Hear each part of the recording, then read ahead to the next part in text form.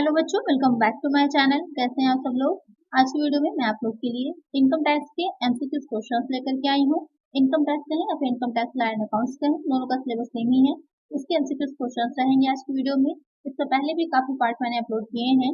अगर आपने वीडियोस नहीं देखी है तो उसका लिंक मैं इस वीडियो के डिस्क्रिप्शन में दे दूंगी, आई बटन में दे दूंगी, या फिर आप लोग वहां से चेक कर लीजिएगा। काफी अच्छे क्वेश्चन है, आपका कंप्लीट सिलेबस का रिविजन हो जाएगा। आइए शुरू करते हैं कुछ और नए क्वेश्चंस के साथ। लेकिन वीडियो शुरू करने से पहले आपको क्या करना है, चैनल को सब्सक्राइब करना है अगर सब्सक्राइब नहीं किया है तो, और वीडियो को लाइक करना है और फ्रेंड्स का शेयर भी कर देना है। आइए शुरू करते हैं। निम्न में से कौन सी आय कृषि आय है? Which of the following is an agricultural income? Income from interest on simple mortgage of land used for agriculture purpose, income from agriculture land situated in Pakistan, among of compensation received from insurance company on account of the loss of crop due to flood, price from the government on account of higher yield। तो question में कह रहा है कि इसमें से कौन से आय जो है वो कृषि आय, यानी कि चार ऑप्शंस दे रखे हैं। आपको ये बताना है कि इसमें से कौन सी इनकम एग्रीकल्चर इनकम होगी। कृषि कार्य के लिए प्रयोग की जाने वाली भूमि के सामान्य गिरवी रखने से ब्याज की आय, पाकिस्तान में स्थित कृषि भूमि से आय, बाढ़ के कारण फसल नष्ट होने पर बीमा कंपनी से प्राप्त क्षतिपूर्ति की राशि, उच्च उत्पादकता के कारण सरकार से प्राप्त पुरस्कार। इसमें से कौन सी इनकम जो है वो कृषि आय है, एग्रीकल्चर इनकम है।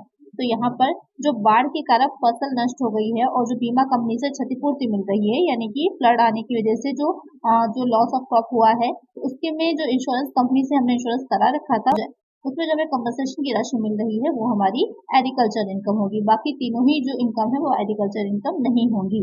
तो इसका आंसर क्या होगा? Option C. नेक्स्ट क्वेश्चन लेते हैं। कृषि भूमि से प्राप्त किराए की आय है। Income from the rent of agriculture land is agriculture income, casual income, business income, professional income. तो यहाँ पर कह रहा है जो कृषि भूमि है उसके किराए से, यानी कि कृषि भूमि का कोई कार्य हो रहा है उसके ऊपर, एग्रीकल्चर लैंड है हमारे पास, उसका हम कुछ कार्य करें, इसका हमें की रेंट मिल रहा है, किराया मिल रहा है, तो उससे जो इनकम हो रही है वो कृषि आय होगी, आकस्मिक आय होगी, व्यवसायिक आय होगी, या फिर पेशे से आय होगी। तो इस तरह की जो इनकम होती है वो कहलाती है एग्रीकल्चर इनकम, कृषि आय होती है। तो करेक्ट आंसर होगा ऑप्शन ए। नेक्स्ट क्वेश्चन लेते हैं। कृषि फॉर्म के मैनेजर को मिलने वाला वेतन है। Salary received by an agriculture forms manager, professional income, salary income, agriculture income, capital income. Question में कह रहा है कि जो कृषि फॉर्म यानी कि हमारा जो है एग्रीकल्चर फॉर्म है, जो उसका मैनेजर हमने अपॉइंट किया था, उसको जो सैलरी हम दे रहे हैं तो वो सैलरी किस तरह की इनकम होगी? वो इनकम हो जाएगी वेतन से आय, यानी कि सैलरी इनकम। तो एक आंसर होगा ऑप्शन बी। नेक्स्ट क्वेश्चन है। निम्न में से कौन सी कृषि आय है? Which of the following is an agriculture income.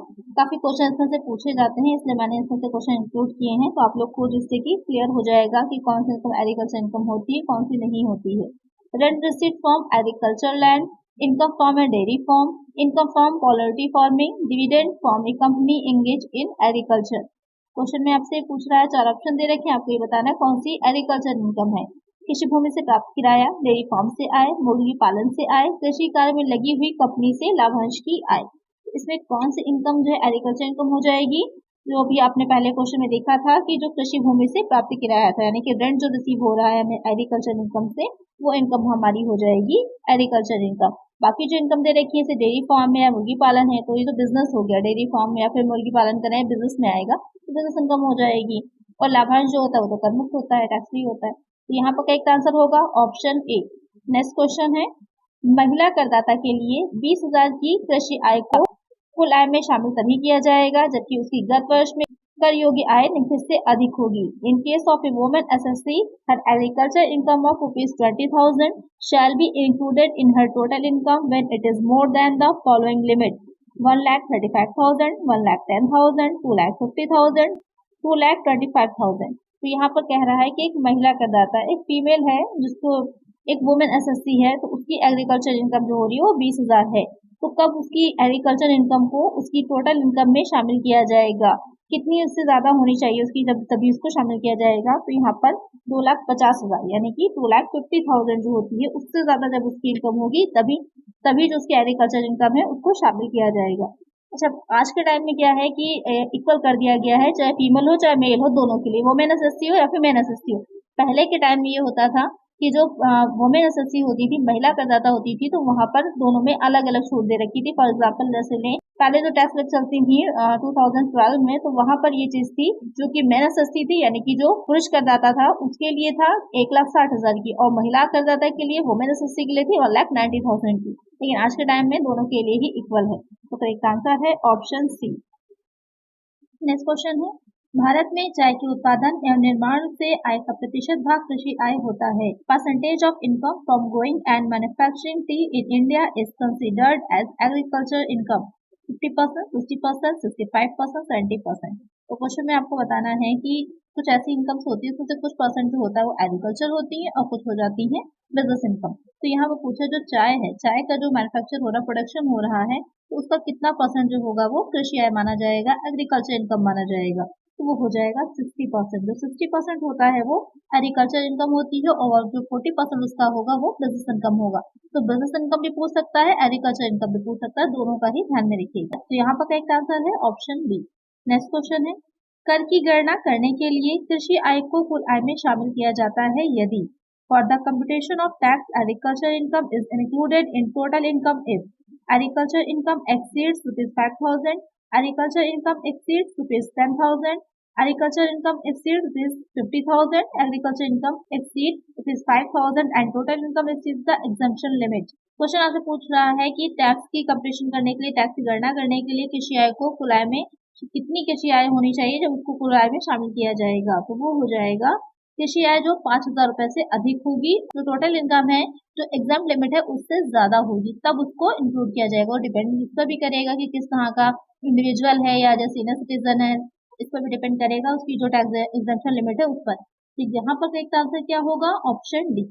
Next question है, कर की गणना करने के लिए कृषि आय को कुल आय में शामिल किया जाता है।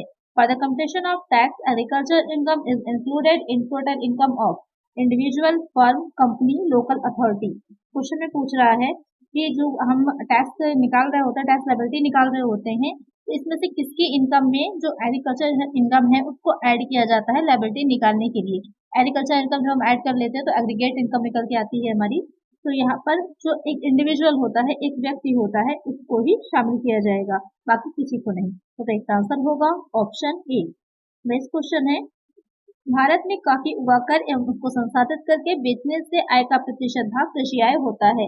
Percentage of income from the sale of the coffee grown and cured in India is considered as agriculture income. काफी अच्छा क्वेश्चन है, ये भी काफी इंपॉर्टेंट भी है। इस क्वेश्चन में आपको बताना है कि जो कॉफी है उसको उगा करके और संसाधित करके बेचने पर जो जितना प्रतिशत भाग होता है उसका वो एग्रीकल्चर इनकम होता है, 50, 60, 70 या फिर 75%। तो वो हो जाता है 25%। 25% जो होगा वो एग्रीकल्चर इनकम होगी, बाकी जो 25% है वो हो जाएगी बिजनेस इनकम। तो करेक्ट आंसर होगा ऑप्शन डी। नेक्स्ट क्वेश्चन है, भारत में कॉफी उगाकर उसको संसाधित करके भूनकर एवं पीसकर बेचने से आय का प्रतिशत भाग व्यवसाय का आय होता है। Percentage of income from the sale of coffee grown, cured, roasted and grinded is considered as business income. अभी इससे पहले का जो क्वेश्चन आपने देखा उसमें सिर्फ क्या कर रहा था कि उसको ग्रोन कर रहा था और प्योर्ड कर रहा था। इस क्वेश्चन में क्या है, उसको रोस्ट और ग्राइंड भी किया जा रहा है। तो ध्यान रखिएगा, अगर रोस्ट और ग्राइंड भी किया जा रहा होगा तब यहाँ पर आपसे क्वेश्चन में जो पूछ रहा है वो बिजनेस इनकम के बारे में पूछ रहा है, तो वो कितनी हो जाएगी, 40%, यानी कि 60% होगी एग्रीकल्चर इनकम और 40% हो जाएगी बिजनेस इनकम। और इससे पहले के जो क्वेश्चन में था जब सिर्फ ग्रोन और प्योर किया जा रहा था तो वहां पर 75% एग्रीकल्चर इनकम थी और 25% बिजनेस इनकम। ध्यान रखिएगा, ये आपका मैचिंग में भी पूछ सकता है ये क्वेश्चन। तो यहाँ पर करेक्ट आंसर क्या हो जाएगा, ऑप्शन सी। नेक्स्ट क्वेश्चन है, भूमि से संबंधित पर तो कृषि आय नहीं है। Income from land but not agriculture income, income from self grown grass, income from fisheries, income from mining royalties, all of these. Question में पूछ रहा है कि इसमें से कौन सी जो है वो एग्रीकल्चर इनकम नहीं है, कि जो स्वयं से घास उगाती है वो, मछली क्षेत्रों की आय, खानों की रॉयल्टी से आय, इनमें से सभी। तो कौन सी नहीं होगी, हो जाएगी ये तीनों ही इनकम जो है वो एग्रीकल्चर इनकम नहीं होती है। तो करेक्ट आंसर क्या होगा, ऑप्शन डी। नेक्स्ट क्वेश्चन है, अग्रिम कर भुगतान स्थगित करने पर किस धारा के अंतर्गत ब्याज लगेगा। Under which section interest shall be charged on deferment of advance tax? 234A, 234B, 234C, 234D। ये आपको पूछ रहा है कि जो एडवांस टैक्स पेमेंट बन रहा होता है लेकिन वो नहीं दे रहा है, स्थगित कर रहा है, तो उसमें किस सेक्शन के अंडर में उसे इंटरेस्ट देना होता है। तो यहाँ पर उसे जो इंटरेस्ट देना होता है वो सेक्शन 234C 234C के अंतर्गत देना होता है। एडवांस टैक्स क्या होता है कि जो भी कर चुकाने वाला है टैक्स पेई है, अगर उसकी इनकम पर जो किसी गत वर्ष में जो कर लग रहा है वो जो 10,000 है उस लिमिट से ज्यादा लग रहा है, 10,000 से ज्यादा का अगर टैक्स लग रहा है तो उसे एडवांस टैक्स देना होता है। और अगर वो उसे स्थगित करेगा तो जो उसे इंटरेस्ट देना होगा वो धारा 234C के अंतर्गत देना होगा। तो करेक्ट आंसर क्या होगा? Option C. नेक्स्ट क्वेश्चन है, राम को 20 मार्च को दीर्घकालीन पूंजी लाभ हुआ, उसे इस राशि पर अग्रिम कर चुकाना होगा। Ram earned long term capital gains on 20th March. He will pay advance tax on this amount up to 15th September, up to 15th December, up to 15th March, up to 31st March. यहाँ पर उसे कह रहा है, question में कह रहा है कि जो राम है उसको दीर्घकालीन पूंजी लाभ हुआ है 20 मार्च को, यानी लॉन्ग टर्म कैपिटल गेन हुआ LTCG 20 मार्च को। उसे अग्रिम कर कब तक चुकाना होगा उसकी आपको डेट बतानी है, वो हो जाएगी 31 मार्च, यानी कि 31 मार्च से पहले उसे अग्रिम कर उस पर टैक्स जो है दे देना होगा। एक आंसर होगा ऑप्शन डी। नेक्स्ट क्वेश्चन है, अग्रिम कर दायित्व उत्पन्न होता है जब देयकर की राशि है। Liability to advance tax arises when tax payable is 5,000, 10,000 और मोर, 15,000 और मोर, 20,000 और मोर। तो अभी पहले मैंने बताया आपको जब एडवांस टैक्स के बारे में बता रहे थे कि कितनी हो जाएगी 10,000। जब 10,000 से ज्यादा उसकी जो है टैक्स लायबिलिटी बन रही होती है तब वो एडवांस टैक्स पे करता है। तो इसका आंसर होगा ऑप्शन बी। नेक्स्ट क्वेश्चन है, वित्तीय वर्ष 2022-23 में व्यक्ति करदाता को अग्रिम का डैश किस्तों में जमा कराना पड़ता है।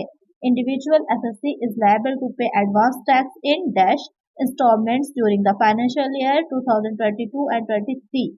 क्वेश्चन में कह रहा है कि जो एक व्यक्ति करदाता है अग्रिम का जो दे रहा है, एडवांस टैक्स दे रहा है, तो उसे कितनी किस्तों में देना पड़ता है, इंस्टॉलमेंट कितनी उसे देनी पड़ेंगी एडवांस टैक्स की। यहाँ पर ये आपके क्वेश्चन में पूछ रहा है कितनी हो जाएंगी 4, यानी कि 4 किस्तों में उसको देना पड़ता है। तो 4 किस्तों का मतलब क्या हो जाएगा, तिमाही 3-3 महीने पर उसे टैक्स देना होगा। तो एक आंसर होगा option B.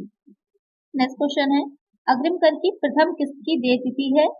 First instalment advance tax payable falls due on 15 July, 20 June, 15 June, 15 March. तो क्वेश्चन में कह रहा है कि जो एडवांस टैक्स पे किया जा रहा है तो उसकी फर्स्ट इंस्टॉलमेंट देने की डेट क्या होगी, आपसे डेट बतानी है आपको, किसकी तारीख डेट क्या होगी, वो हो जाएगी 15 जून। 15 जून को उसे पहली अपनी किस्त जो होगी वो देनी होगी। तो एक आंसर होगा ऑप्शन सी। नेक्स्ट क्वेश्चन है, अग्रिम कर की दूसरी किस्त की डेट तिथि है। Due date for second instalment of advance tax is 15 September, 15 December, 15 March, 15 June. Question में कह रहा है कि उसे सेकंड इंस्टॉलमेंट कब देनी होगी। तो मैंने पहले ही बताया था कि 4 किस्तों में 4 इंस्टॉलमेंट में उसे पे करना है, तो 3-3 महीने के गैप पर रहेगा। तो पहली अगर वो 15 जून को देगा तो 15 जून से जो है ऐड कर लीजिए 3 महीने और, तो कितना हो जाएगा 15 सितंबर। अगली किस्त वो जो देगा वो 15 सितंबर को देगा। तो आगे इसी तरह का क्वेश्चन आपसे थर्ड या फोर्थ किस्त के बारे में पूछता है तो इसी तरह 3-3 महीने कैलकुलेट करके आप आंसर दे सकते हैं। तो यहाँ पर का आंसर क्या हो जाएगा, ऑप्शन ए। नेक्स्ट क्वेश्चन है, अंकेक्षक यानी कि जो ऑडिटर होता है ने प्रमाण पत्र में गलत सूचना दी तो उस पर अर्थदंड लगेगा। A chartered accountant furnished incorrect information in certificate he shall be liable to pay penalty 500, 2000, 5000, 10,000। तो आपको ऑडिटिंग पढ़ी ही होगी। तो ऑडिटिंग में जो रिपोर्ट देता है उस रिपोर्ट में अपनी जो इन्फॉर्मेशन होती है वो सही उसे देनी होती है, लेकिन अगर उसने किसी तरह की कोई जो अपना सर्टिफिकेट दिया है उसमें कोई रॉन्ग इन्फॉर्मेशन दी, इनकरेक्ट इन्फॉर्मेशन दे दी है तो उस पर कितनी पेनल्टी लगती है, ये आपसे क्वेश्चन में पूछ रहा है। तो यहाँ पर उसे जो पेनल्टी देनी होगी वो 10,000 की देनी होगी। तो एक आंसर होगा ऑप्शन डी। नेक्स्ट क्वेश्चन, यदि कोई व्यक्ति स्थायी खाता संख्या के संबंध में धारा 139A के प्रावधानों की पूर्ति नहीं करता है तो उस पर अर्थदंड लगेगा। If a person fails to comply with the provisions of section 139A regarding permanent account number, he shall be liable to pay penalty 1,000, 2,000, 5,000, 10,000। Question में कह रहा है जो पैन कार्ड होता है, क्योंकि इसमें पैन कार्ड से रिलेटेड भी प्रावधान काफी है, क्योंकि इनकम टैक्स जब आप पे कर रहे हैं तो फिर पैन कार्ड इंपॉर्टेंट होता है। तो वहां पर जो 139 धारा है उसके जो भी प्रावधान प्रोविजन दे रखे हैं, अगर आपने वो पूरे नहीं किए हैं तो आप पर कितना फाइन लगेगा, तो फाइन हो जाएगा 10,000 का। 10,000 का से फाइन लगेगा। तो इसका आंसर होगा ऑप्शन डी। नेक्स्ट क्वेश्चन है, यदि कोई व्यक्ति कर की कटौती एवं कर संग्रह खाता संख्या के आवंटन के लिए प्रार्थना पत्र नहीं देता तो उसको अर्थदंड लगेगा। If a person fails to apply for allotment of tax deduction and tax collection account number, he shall be liable to pay penalty 5,000, 10,000, 15,000, 20,000। Question में कह रहा है कि कोई व्यक्ति है कर की कटौती कर संग्रह खाता संख्या जो होती है तो उसके लिए आपको क्या होता है, अलॉटमेंट के लिए देना होता है एक एप्लीकेशन। अगर आपने एप्लीकेशन नहीं दे रखी है तो कितना अर्थदंड लगेगा, उसमें हो जाएगा 10,000 का। यानी कि अभी तक जो ऊपर की जो दो क्वेश्चन थे उसमें 10,000 ही था, तो थोड़ा सा आपको आसान रहेगा कि इसमें 10,000 ही इसमें भी लगेगा। तो एक आंसर होगा ऑप्शन बी। नेक्स्ट क्वेश्चन है, आय कम रिपोर्ट करने पर अर्थदंड की मात्रा कम रिपोर्ट की गई आय पर देय कर की राशि का -% है।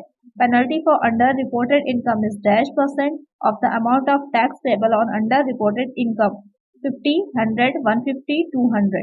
क्वेश्चन में कह रहा है कि जितनी इनकम है उससे कम इनकम अगर आपने जो दिखाई है तो उस सिचुएशन में जो अर्थदंड लगेगा तो कितनी राशि पर होगी, यानी कि जो आय पर देय कर होता है जो टैक्स में चुकाना है उस पर उस देय कर की राशि पर कितना % का जो है टैक्स आपको, कितने % का आपको जो है अर्थदंड लगेगा, जुर्माना लगेगा, तो वो हो जाएगा 50% का। 50% का उस पर जुर्माना लगेगा, अर्थदंड लगेगा। तो करेक्ट आंसर होगा ऑप्शन ए। नेक्स्ट क्वेश्चन है, यदि कोई व्यक्ति धारा 44AA में वर्णित बही खाते तथा प्रपत्र नहीं रखता अथवा निर्धारित अवधि तक नहीं रखता तो उस पर धारा 271A के अंतर्गत अर्थदंड लगेगा। Penalty under section 271A for failure to keep, maintain or retain books of account, documents, etc. as required under section 44AA shall be 10,000, 25,000, 50,000, 75,000। Question में कह रहा है कि जो कोई व्यक्ति है जो आपकी सेक्शन दे रखी 44AA उसमें जो दे रखा है कि किस तरह से आपको अकाउंट्स अपने मेंटेन करके रखने हैं, अगर वैसे आपने अकाउंट मेंटेन नहीं रखे हुए हैं तो वहां पर जो आप पर अर्थदंड लगेगा, जो भी पेनल्टी लगेगी वो कितनी राशि होगी, वो हो जाएगी 25,000 की। तो एक आंसर होगा ऑप्शन बी। नेक्स्ट क्वेश्चन है, आय की मिथ्या रिपोर्ट करने पर अर्थदंड है। Penalty for miss reporting of income, यानी कि आपने अपनी इनकम की गलत मिथ्या वर्णन किया है, जो मतलब जो अकाउंट्स आपने दिखाए थे उसमें जो इनकम लिखी है वो गलत लिखी है, सही मेंशन नहीं है या बढ़ा चढ़ा करके दिखाया गया है कुछ, तो वहां पर जो पेनल्टी लगती है वो कितने % लगेगी, 50%, 100%, 200%, 300%। वो लगेगी 200%, 200%। तो यहाँ पर करेक्ट आंसर होगा ऑप्शन सी। नेक्स्ट क्वेश्चन है, भूल सुधार किया जाता है, certification of mistake is done under section 145, under section 147, under section 154, under section 156। Question में कह रहा है कि किसी भी तरह से अकाउंट में जो है जो भी हमने टैक्स लगाया उसमें किसी तरह की गलती हो जाती है तो उसमें जो भूल सुधार किया जाता है उसके लिए कौन सी सेक्शन होती है, तो वो हो जाएगी अंडर सेक्शन 154। सही आंसर होगा ऑप्शन सी। नेक्स्ट क्वेश्चन है, स्वयं कर निर्धारण की धारा है, section of self assessment is, काफी इंपॉर्टेंट क्वेश्चन है, एग्जाम पूछा जाता है, कई बार आया भी हुआ है ये क्वेश्चन। 140, 140A, 143, 144। स्वयं कर निर्धारण की धारा क्या हो जाएगी, वो हो जाएगी 140A। सही आंसर होगा ऑप्शन बी।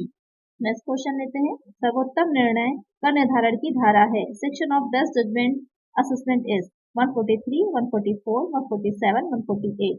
वो हो जाएगा 144, यानी कि करेक्ट आंसर होगा ऑप्शन बी। आज की वीडियो में इतना ही। आई होप आपको वीडियो अच्छी लगी होगी, क्वेश्चंस आपके लिए हेल्पफुल रहे होंगे। इसी तरह की और वीडियोस भी अगर आप चाहते हैं तो चैनल को सब्सक्राइब कर दीजिएगा और वीडियो अच्छी लगी हो तो लाइक भी करिएगा। कोई क्वेश्चन हो तो मुझे कमेंट करिएगा। मिलते हैं नेक्स्ट वीडियो में कुछ और नए क्वेश्चंस के साथ। Thank you.